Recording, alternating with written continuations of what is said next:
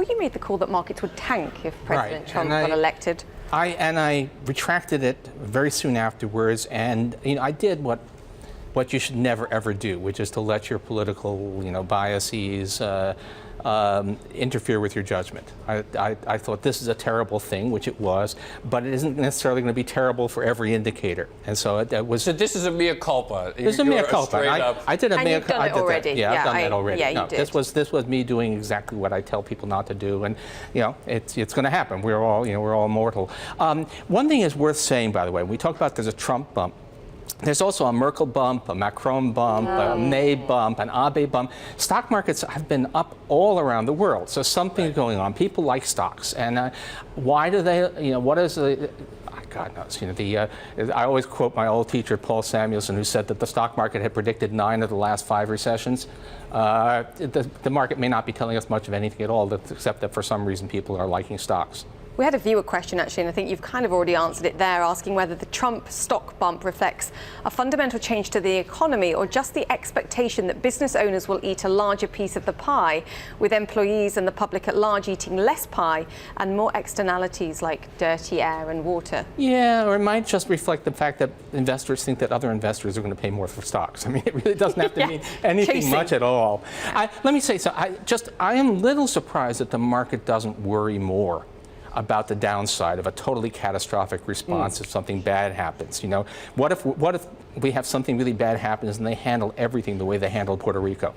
That ought to be some kind of weight on the market, but we know that markets tend tend to ignore those things until they actually do happen.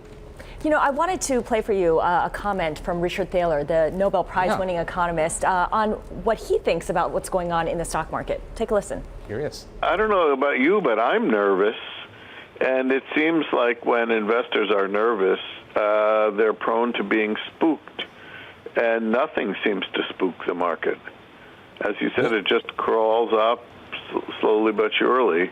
And if it's all based on the expectation of some big tax cut, surely investors should have lost confidence that was going to happen, given what's happened so far out of Congress. Especially what we've heard of late, Joe, which is that the president's going back to tweak the tax proposal. Right, so there's all this uncertainty, as you said, like we've seen an example of disaster response in action. It hasn't been impressive. There's active saber rattling about North Korea now almost every other day, threat of armed military conflict. So is your theory that basically markets are not really good forward discounters and basically just take into account what already happened? Yeah, it's not, isn't even really a theory, that's an observation. We know that. And some of us, again, remember the housing bubble. And that was the clearest thing I'd ever seen in my life. That was just overwhelming the numbers. And yet, month after month, the prices kept on rising, and people kept saying, if there were really a bubble, surely it would have burst by now. And then one day it did. Do you see a bubble right now? It's much less clear. Let's put this. Profits are high, interest rates are still very low, so it makes kind of sense for stock prices to be high given that.